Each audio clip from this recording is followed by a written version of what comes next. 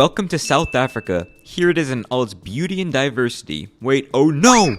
I dropped it. It's broken now. I mean, that's not too big of a surprise. It was always the most broken economy on Earth. What do you mean by broken? Well, just so no one gets mad at me in the comments, I mean broken by South Africa having the highest statistical inequality out of any country on Earth, at least according to Gini's coefficient. It is so unequal that the richest 10% of South Africans own around 80 to 85% of the country's wealth, and that's generally not good for a country. But come on guys, the US also has a high inequality and it's still one of the richest countries on the planet, so let's zoom out to get a broader view of South Africa's overall economy. GDP stagnating since 2010. GDP per capita has fallen since then too. Hunger is rising. Inflation is actually fairly low, but we should expect that when unemployment is extremely high. And of course, the massive inequality does no justice. Over half of their exports are dirty materials. Well, not dirty, I mean, but from the dirt. Raw minerals and ores which generally need highly expensive equipment, low-skilled labor, and are dependent on ore prices to sell. Places which are reliant on mining usually have high unemployment rates like their neighbor Botswana, West Virginia usually, and Northern Canada, leading to a youth unemployment rate of 66%. Wait. That's 2/3 of all young people. That seems ridiculously high even for mining standards. There has to be some other reason, and there definitely is. South Africa is a dual economy. It's basically two different countries in one. Sounds great, right? Double the product and double the money, baby. Except not. One of their economies is quite rich, monopolizing in fact, owning pretty much all the mining, all the infrastructure, all the capital, and all the wealth. Okay, half of that was about the government and their corrupt state-owned enterprises, and the other half was about the urban rich white population. The other half, or about 80% of South Africa, is much poorer, struggling to access basic housing, water, electricity, education, and stable jobs. It's mainly made of black South Africans who earn on average 3 times less than white South Africans. So how did South Africa even get like this? And what is it doing to the Rainbow Nation? Long story short, South Africa did not develop as a native entity. It was a colonial project. It was originally colonized by the Dutch, who were then invaded by the British and pushed over here. Then the British smelled diamonds and minerals and invaded again during the Boer War, all while the natives watched them fight over their land. This new South Africa under the British was usually accompanied by a power struggle between the Brits and Boers, but there was one thing they could agree on. There was no way they would let the native Africans take away their God-given right to this land. At least Cecil Rhodes thought it was God-given.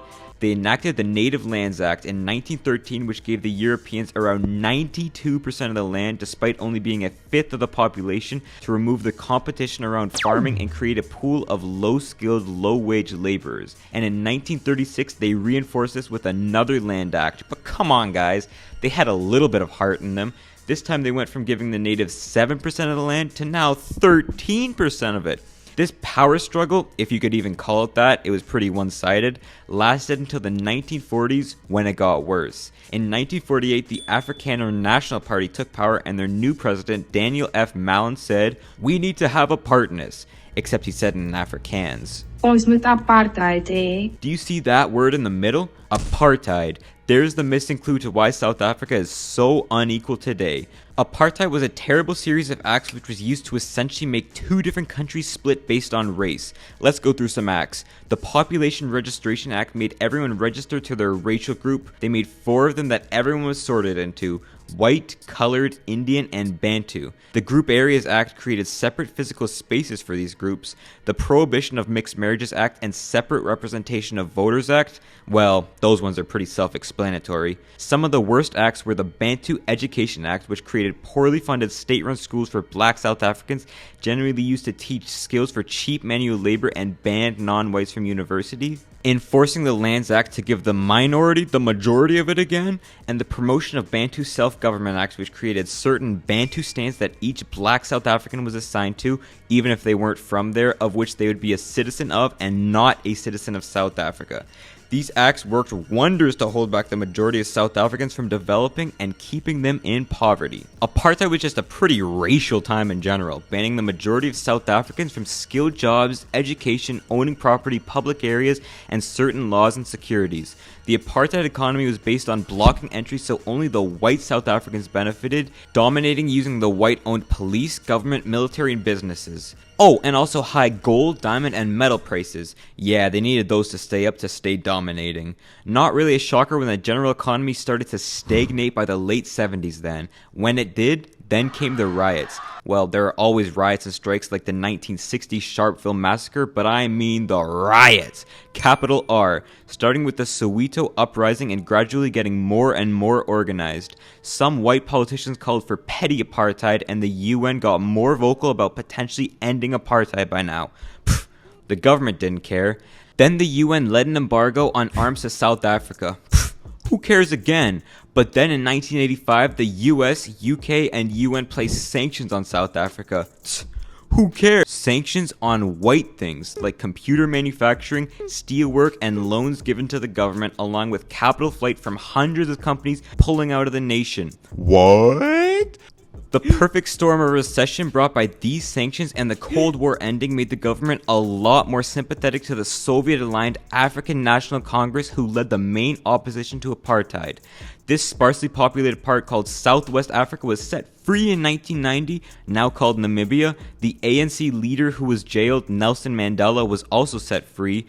Most apartheid laws were repealed. Then a referendum asked the people if they agreed with it. They said yes, and in 1994, everyone was given the right to vote, a new constitution was made, a new flag was made, and Nelson became their first black president, and they all lived happily ever after. Wait, no they didn't.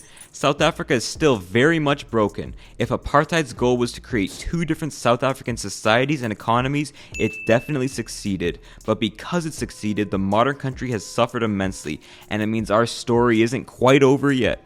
Enough history. Let's talk about right now. Apartheid creating awful inequality is one part of the South African puzzle, but there's still another very important part we're missing. The ANC. Ever since their first win in 1994, they've won every single election since. Not just that, they've won a majority government and the majority of votes every single time in almost all provinces, although slowly are falling off recently. For 30 years, South Africa has essentially been a one-party state. But have they got complacent because of that? Likely. They have one major weakness, and it isn't just these fashionistas heckling them in parliament. Their weakness is corruption, at least tolerating corruption. Despite early attempts to institute anti-corruption measures by Mandela, Mbeki, and then by Ramaphosa, it has always perpetuated itself in South Africa, especially within the ANC SOEs, that's state-owned enterprises. Historically, these were government-run companies used to consolidate the white minority's power and wealth, and non-historically, they've done the exact same thing for the ANC elite. Whether they're mining or infrastructure, there's usually a healthy amount of corruption in them. You know, things like diverting the funds going to poor communities' water and electricity to their pockets, not properly maintaining their sites, firing well-trained technical leaders and replacing them with an incompetent family or tribal member, most public and private companies taking bribes, and government officials stealing public funds meant to go to Nelson Mandela's funeral, man. His funeral! That's just disrespect. Then there's the face of corruption in South Africa, Jacob Zuma, president from 2009 to 2018 and inmate from 2021 to 2022, charged with receiving bribes for an arms deal and accused of state looting, profiteering from the wealthy Gupta family, and 18 other counts of corruption. So now, massive inequality and a generally corrupt ruling party has led to a whole plethora of issues. Let's go through some, shall we? Electricity. South Africa, once praised for being the most industrialized country in Africa, is struggling to keep its lights on. Guess who owns the one electricity company in the country? Yeah, it's the ANC. They call it Eskom. It's hindered by corruption, incompetent leaders not maintaining their plants, and lack of investment into new power plants has led to power demand far surpassing power supply. And now they have to run the grid at 50% capacity. For the average South African, that usually means... Oh my lord, the power's back, thank God. As I was saying, for South Africans, that means daily planned power outages, or load shedding as they say. It's not that bad, guys. It's usually around 2 hours a day, but in some parts they shut off the lights for 12 hours a day. I don't know how much mining or manufacturing or call centering or office computing you can do without electricity. So since their electricity per capita graph has stagnated since '07, so has their product per capita. Doesn't help that South Africa gets 70% of its power from coal, one of the least efficient and dirtiest ways to get it. But investment into some renewables, foreign investment, and some cities privatizing show signs of hope in like a decade when these new plants can actually be made. Infrastructure. Electricity isn't the only public works project failing. Everything else is too. We also got roads, rail, water, schools, hospitals, damn, even ports. I mean, their biggest export destination was Tambo Airport, not a much cheaper seaport. Their civil engineering organization even gave them the lowest infrastructure rating ever recorded in 2022, with hospitals, schools, paved roads, and water supplies at risk of failure, and railways, unpaved roads, and sanitation unfit for use. Buzzkills. Whether it affects their ability to import and export goods they need or having constant halts on their rail lines, they just can't move their things about. And they can't move their water about either. About 25 to 30% of their entire water supply is lost from leaks in their pipes alone, not even including the droughts they constantly face sitting in a fairly arid region. Many cities lack access to running water, usually having a communal tap. Actually, only around 45% of houses do have a tap. The average dam is only filled up around 15% of the way, and poor planning once limited Cape Townians to only 50 liters of water a day. They never hit their day zero, the day they would run out of water, but they got scarily close. Crime. That's enough about corruption. Let's get back to this apartheid-driven inequality instead. From that, collapsing infrastructure, poverty, and chronic unemployment, there has been a steady rise in crime and violence in South Africa.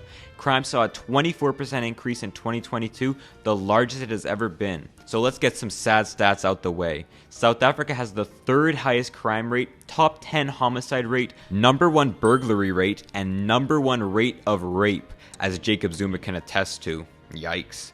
Pretoria, Durban, and Johannesburg are all top 5 cities by crime rate. Recently, there has also been the lowest young voter sign-up and turnout in South African history, besides the whole ban from voting thing.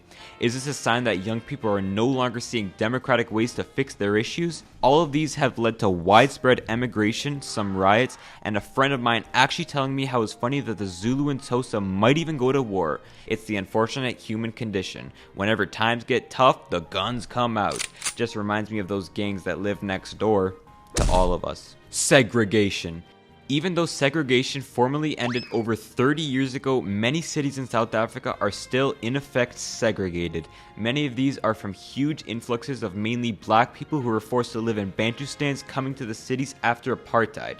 But they didn't have the resources to live in the urban centers or suburbs, being forced to live in the outskirts, often called shanty towns. These makeshift towns were not built with proper planning for water and electricity services in mind, many not even having access today. Oftentimes, business centers were also not even allowed to set up in the majority black areas, so poverty is endemic. Some of the more famous shanty towns like Soweto make up only around 10% of Johannesburg's total area but host nearly 40% of its population. Meanwhile, when we virtually drive in J-Town suburbs, we can see extravagant fenced housing with beautiful courtyards. Yes, these two are the same city. And out in the countryside, it's not much better. Hopefully they don't go full Robert Mugabe, stealing land from farmers and destroying their food supply, killing the nation. Because that's what happened to Zimbabwe. But before I end this video, since this one was so negative, let me say 3 nice things about South Africa. They have a beautiful landscape, they didn't have a race war to end apartheid, congrats, and they made Noel Diesel.